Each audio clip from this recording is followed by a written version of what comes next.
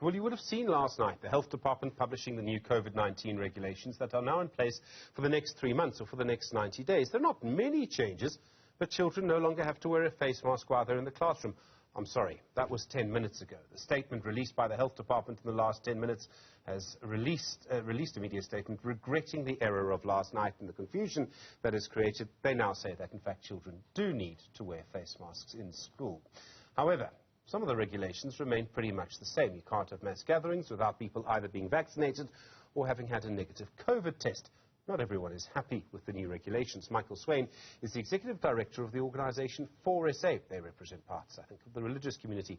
Michael, good afternoon to you. You're frustrated with these regulations. Why? I think, first of all, just to correct one thing, the regulations, these new health regulations that came into effect last night, they are obviously in effect right now, but they are in effect indefinitely, not just for 3 months. The additional 3 months, 90 days that were given were for further comment on the rest of the draft health regulations that were previously published on March the 15th. So they're two separate issues. But I think it's worthwhile pointing out that the minister has not taken into account any of the concerns that were made on the new regulations that he has in fact passed. He did not take into account, for example, the deep concerns of the faith community particularly, that effectively imams and pastors and rabbis and priests are put in the invidious position of having to actually check on people's vaccination status or COVID status in order to decide whether or not to allow them to attend a religious gathering. That is about as egregious an erosion of religious freedom rights as you can get. So understandably, the faith community is very unhappy about this. Well, they're not asking a rabbi, an imam or a priest to do it. They're saying that the organization should be able to do it. There are other people employed by these bodies or able to work for these bodies. Many churches, of course, employ other people or just have other members of the congregation. It's not a hard thing to ask someone for a vaccination certificate, surely. Well, it's a hard thing to turn somebody away who wants to come into a religious gathering. And bear in mind, of course, that if you do not comply with this, then potentially you face, according to Regulation 20 of the health regulations, up to 10 years in jail or a limitless fine. So whether or not that applies to the pastor, imam, rabbi, or priest, or whether to somebody who's employed by the organization, I can't see that that is in any way acceptable. But doesn't this only apply to mass gatherings over a certain size? And sure, there'll be plenty of religious congregations on a weekly basis that are bigger than that. But those are also very well organized. They have lots of resources to manage this kind of thing. We're not talking about every single religious gathering. You're talking about the very big ones. We are talking about larger gatherings, but then why should they be discriminated against? Again, if you can imagine a venue that would accommodate, for example, 10,000 people, well, even if everybody shows this proof of vaccination or a COVID test that shows that they're COVID negative, they can still only fill half the venue. There just seems to be no rationale. And again, I think it's worthwhile looking at what's happening overseas as well, because internationally, these regulations have pretty much been scrapped and done away with in the vast majority of countries. You see the soccer stadiums packed full of people. You see concerts taking place and clubs are full.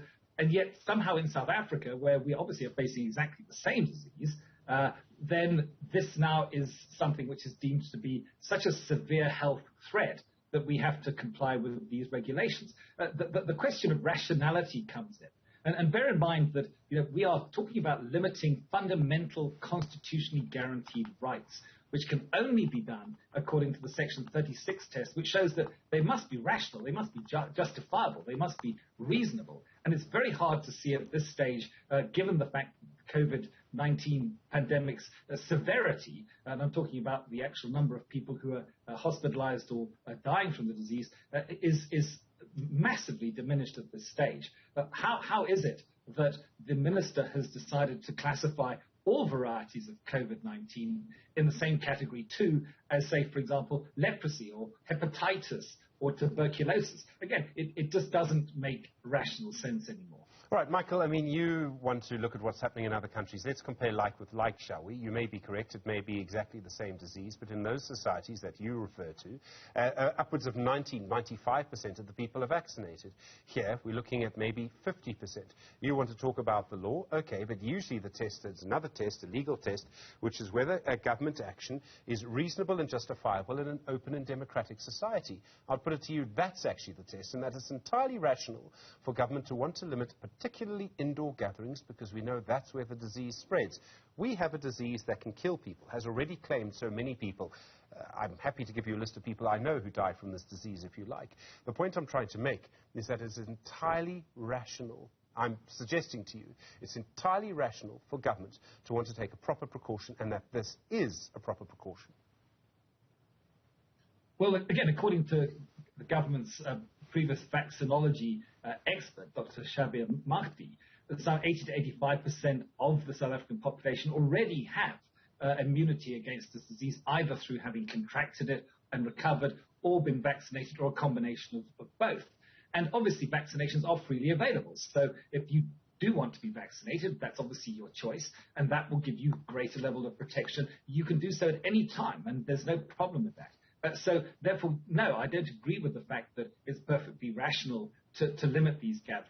I believe that people should be able to make up their own minds as to whether they assess their health risks to have a vaccination, but they should not be precluded from attending a religious gathering on the basis of the fact whether they've been vaccinated, on their health status effectively. It's essentially a kind of a dompas, as we have said. You have to produce proof in order to gain access to something which you actually should be fully entitled to do.